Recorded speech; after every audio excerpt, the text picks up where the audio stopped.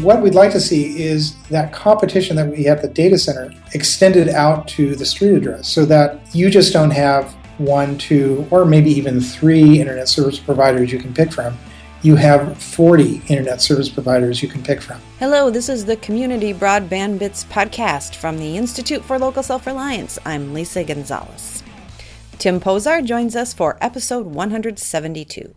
In addition to his role as Director of Operations for San Francisco-based Fandor, he's also a gentleman with decades of experience in the telecommunications industry and a strong advocate for network neutrality. Chris and Tim get into the nuts and bolts of open access this week. In addition to details on how open access can be delivered, the conversation turns to various ways open access can improve the competitive environment for consumers. Learn more about Tim's company at fandor.com and be sure to check out our many stories on open access at uninetworks.org. Now here are Chris and Tim Pozar discussing open access. Welcome to another edition of the Community Broadband Bits podcast. I'm Chris Mitchell. Today I'm speaking with Tim Pozar, the Director of Operations for Fandor, and I think more importantly for today's conversation, a concerned citizen, community broadband advocate, and generally interesting guy to talk to about open access. Welcome to the show. Thank you. Appreciate it. So, Tim, you and I met with you one time when I was out in that area, and I've known of you from reputation. But can you tell our listeners how is it that you've come to know so much about the internet, and why should people listen to you as an expert? Well, let's see. I've been playing in this industry for quite a number of years. I was one of the early advocates of bulletin board systems. I was a developer with a bulletin board system called FidoNet. Way back when, with a guy named Tom Jennings. Tom built out and developed FidoNet. We, during those days, I co-wrote software that would hook FidoNet up to this thing called Usenet and UUCP, which was also eventually a gateway to the internet. And then eventually Tom and I co-founded an ISP, an early ISP back in 1990 or so, which we called Little Garden. And so I've been doing internet stuff at least since the 80s, mid-80s or so, and then somewhat of a serial entrepreneur. After we sold Little Garden, I helped with a company called Internet Archive, Brewster Kahle. I was one of the first director of operations there. And then I co-founded another company called Brightmail, which was an anti-spam company. That part of that, because we were very concerned about how spam was influencing the internet and how we can sort of manage it and manage it for the future. So we eventually sold that company, and then since then I've been doing other work, things like I was a co-owner of a data center and ISP in San Francisco, and also as you point out, I'm with a company called Fandor, which does streaming videos. So we are definitely interested in things like, for instance, network neutrality, make sure that we can stream our videos as well as Netflix can, and it doesn't take a whole pile of cash to be able to compete with them. And one of the things that I've long associated you with is this idea of open access networks. And I think I'd like to ask you to get into this discussion by talking about the end. If you're successful, and I think if many of the people who are interested in this model are successful, what will the end result be? It's really sort of based on the problem and the fact that we have incumbents, which are just one or two players that are serving are the internet access providers for a community. In some cases, you have none. In some cases, you have one. In many cases, you'll have two.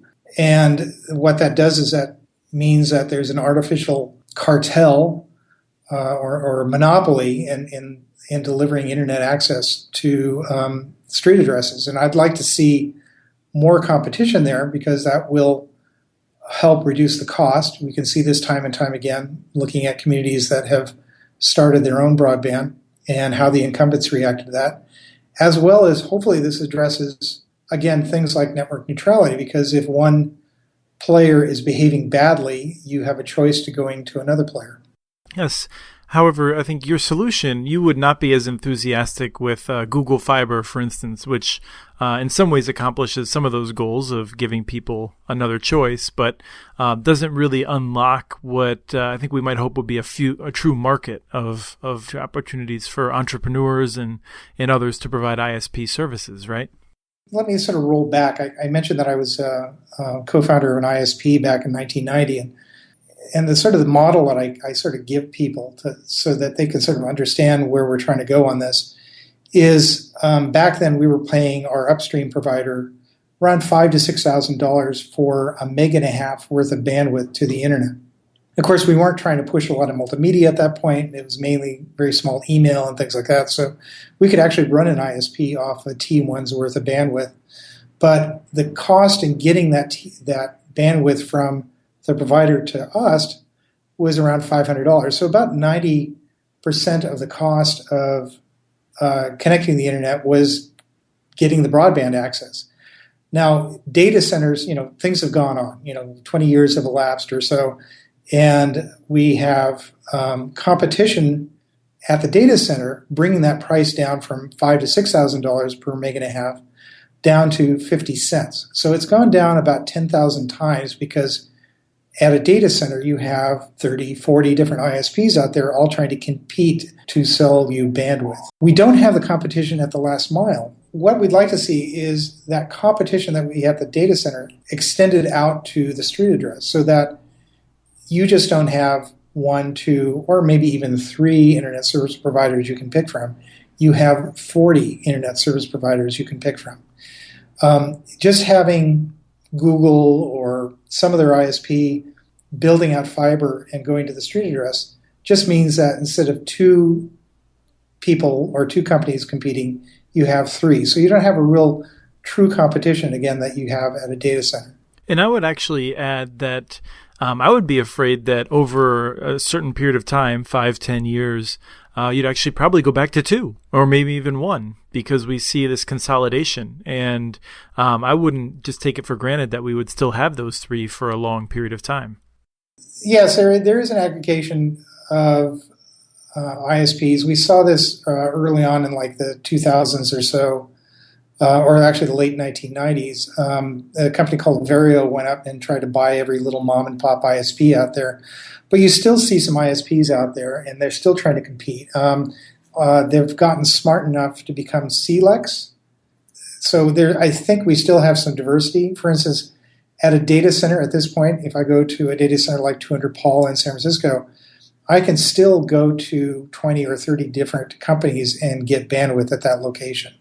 So let's talk about how to extend that out to the public. And I think, a lot of your examples, I suspect, will focus on San Francisco, but we'll be talking in terms of general concepts that would apply to any community. Because I think a lot of communities would like to figure this out. And one of the first questions is, who's going to pay for it? And so in your ideal world, who pays for extending this infrastructure?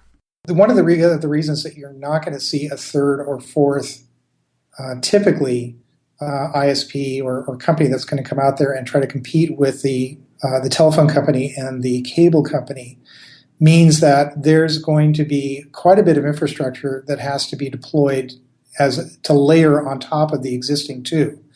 So in the case of, I've heard numbers anywhere from $700 to $2,000 per street address for deployment. At one point, Verizon Fios was quoting like $710, and I'm hearing up to $2,000. So it depends on kind of the density of the city and the type of architecture that you're going to have to do. In other words, can you underground it? Can you fly it as an aerial cable? Obviously, aerial cable is going to be much cheaper. But what happens is that there's a chunk of change that has to happen, and that has to get paid back somehow. So even if you had a third or fourth company come in there that tries to come in, typically you're going to have an investor throwing money at this company and expecting some sort of return within, say, 5 or 10 years so that they know that what they invested, they can get their money back on. You have to keep in mind that if you're going to be the third company that's going to be competing in this, that means you're diluting the number of customers that are going to be connecting to. So best case, maybe you'll get a third of the customers, or maybe you get a half. And the other two companies will get the rest. Plus, you're going to have to compete in price. That means your profit margin has to be, or your end user price may have to go down and undercut the other two. So your profit margin may likely be even less than what their existing profit margin is. All of this adds up to a return on investment that may not be 5 or 10 years. It may be 20 or 30 years. So many investors are likely going to back away from that and say, we're going to throw our money in, something else that we can see the money back much more quicker.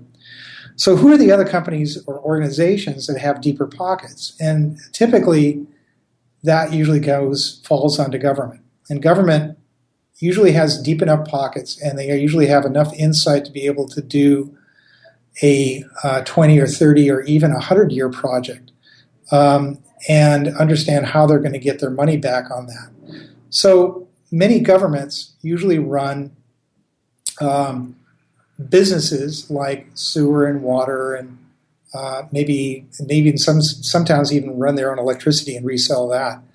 And in that case, what they'll do is they'll go out, raise bonds, so the money doesn't necessarily come out of the general fund, so it's not out of taxes and such, but they'll raise bonds.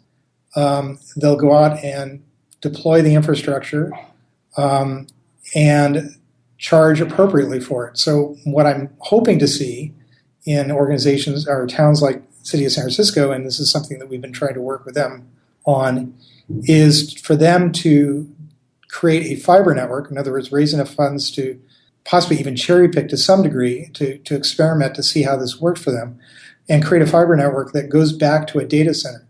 So they become basically the layer 2 or the transport provider to extend out the competition at the data center back out to the street address. And when you say cherry pick, I think it's important, just as something that I think about a lot. And it's important to note that when one cherry picks, intentions matter. When the term cherry pick could be used for an entity that might only build out to one area, the highest margin customers, and then refuse to go further. However, a different model that I think you'd be more supportive of would be one in which one merely does that as the first stage, recognizing that that will generate the revenue needed to push deeper and deeper and out into the higher cost areas or the areas where there's less demand.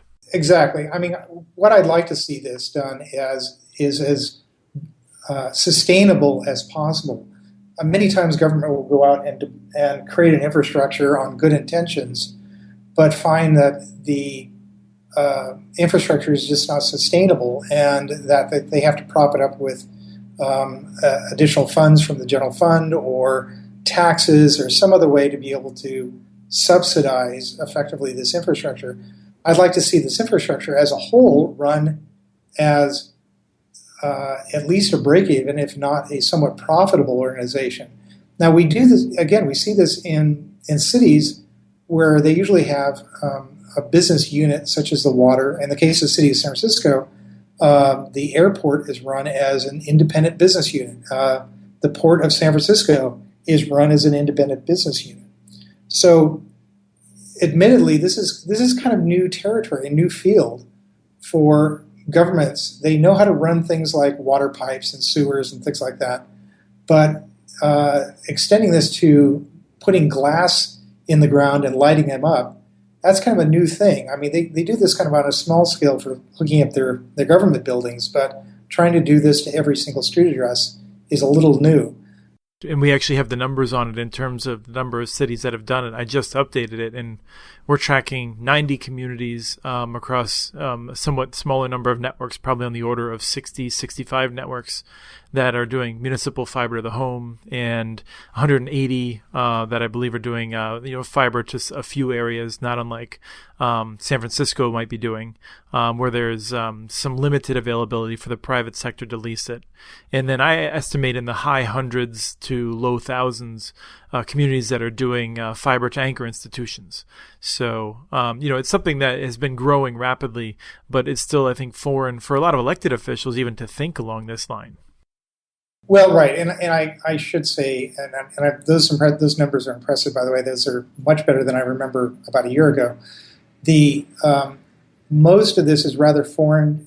The people who are going to make the decisions and pull the triggers, this concept is extremely alien to them, and they're also very cautious too, because the main argument that I hear about this is, well, can't we don't necessarily want to prevent another or step in where competition can take over, along lines of putting in a last mile.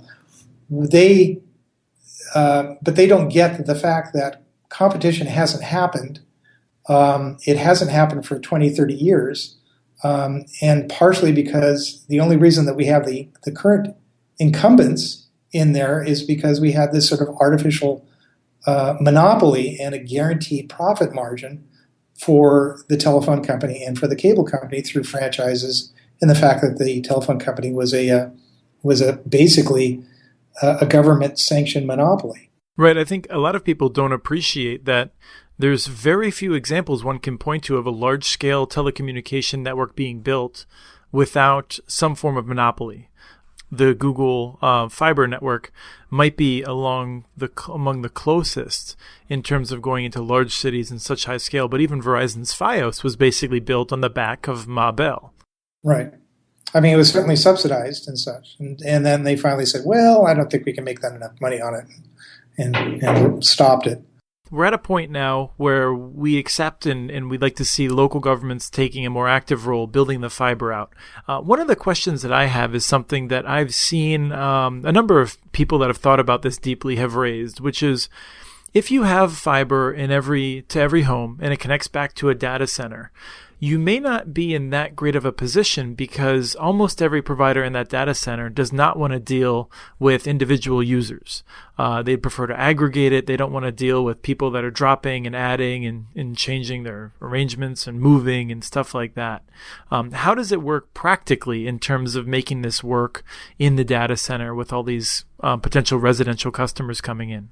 When Google was pitching a wireless network for the city of San Francisco, which was kind of based on sort of archaic not archaic, but older technology that we fought against. And this is the point in time where we discovered that there was quite a bit of abandon as well as fiber that the city of San Francisco had. And we said, well, gosh, instead of just doing this wireless deployment where you are running up against Shannon's law on how much bandwidth you can actually push through, why not use fiber?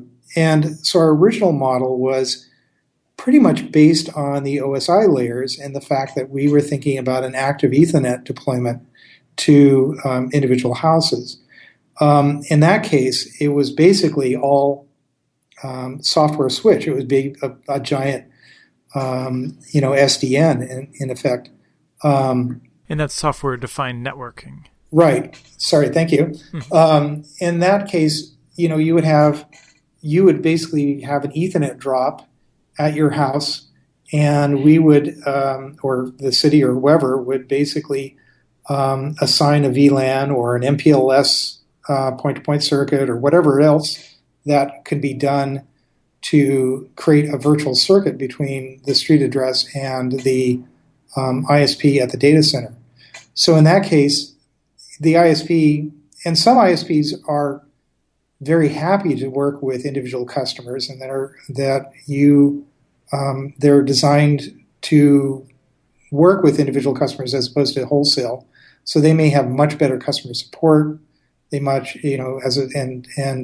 even a much larger customer support, so that they may even have to charge a little bit more. But you're happy to go with them because you're going to be in better hands. Now, and for that, are you thinking about a company like Sonic, for instance, in the Bay Area, or another kind of company? Yeah, actually, Dana's a friend, so I didn't want to necessarily sound like I'm plugging him. But Sonic is, and it's not just me. I mean, a number of other folks will point to Sonic as being a great example of a good customer support, and whereas when you call there, you're not necessarily hitting somebody in Bangkok or Bangalore or something else like that who has no idea who you are or even the network that they're trying to maintain. You actually hit somebody who can fix the problem like 90% of the time when you call them. Right. And I think there's a few others. I mean, I think Ting is going in that model. X-Mission in the Salt Lake City area certainly has that reputation. And so there's a few like that, but frankly, not a ton. Right. But I think Dane points it out. I mean, that he, because he has this great customer support and service, that makes him relatively unique in the field, and therefore people are going to come to him.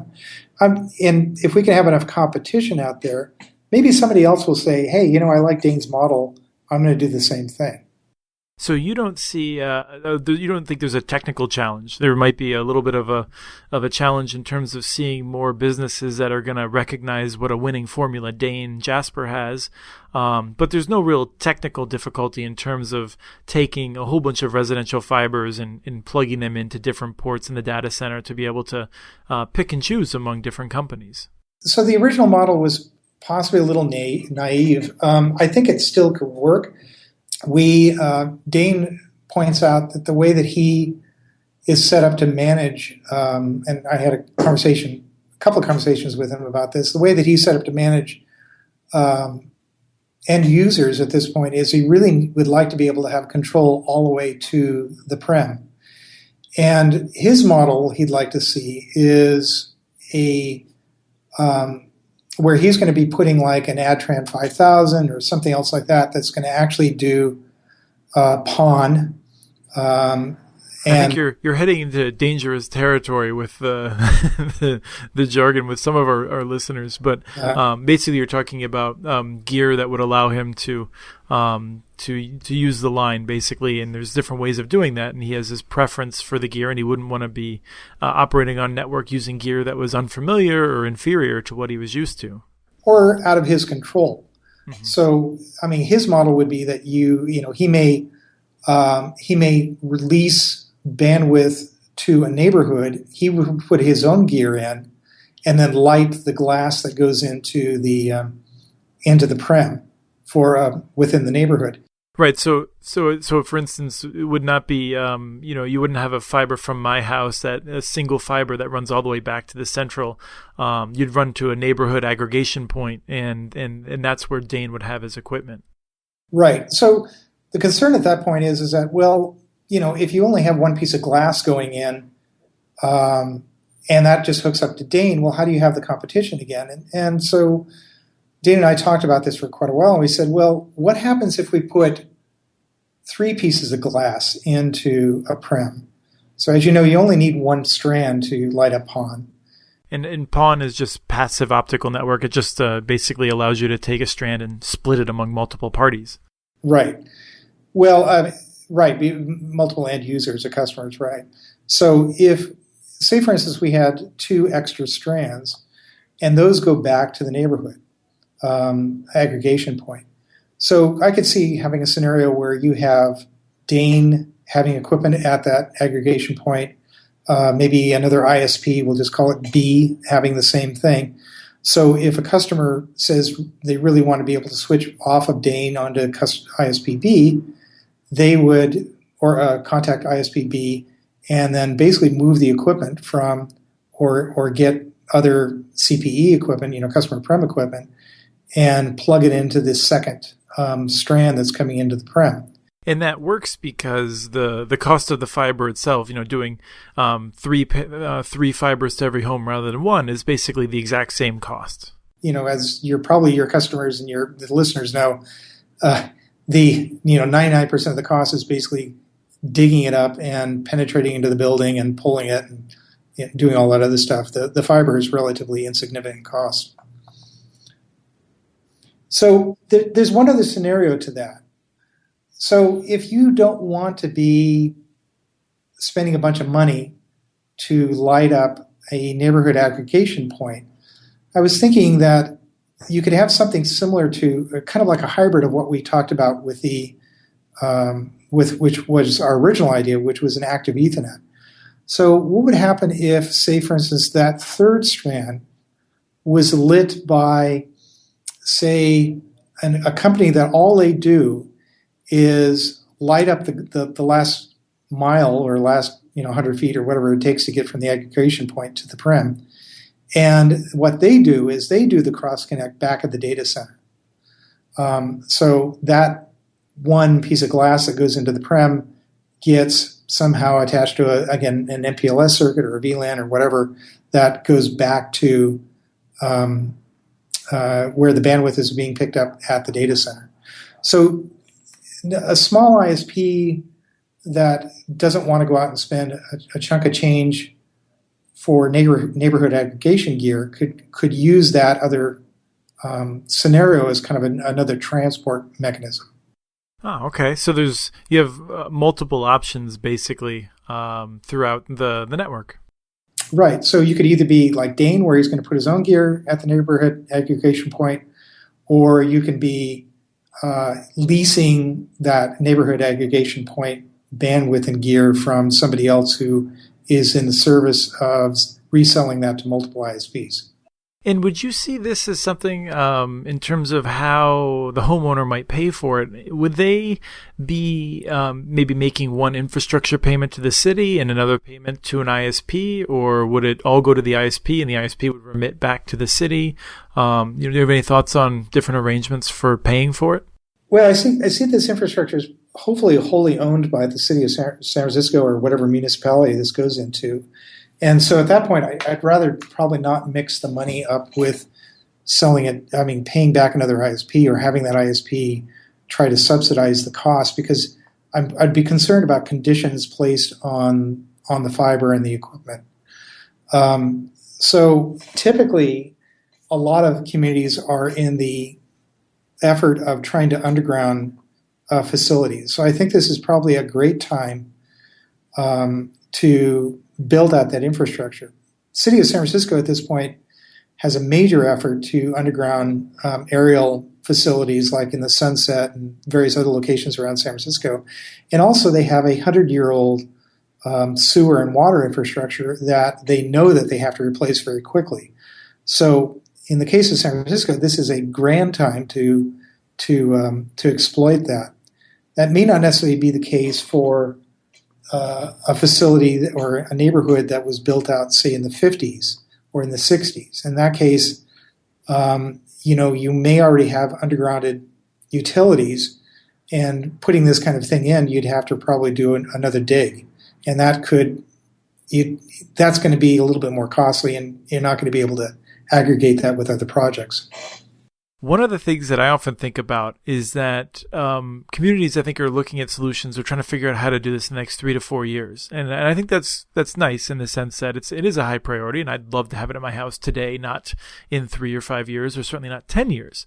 But it's also, there's a sense of, if we just get started doing something, that will be better than this just waiting forever and then trying to figure out, can we do a very high cost project?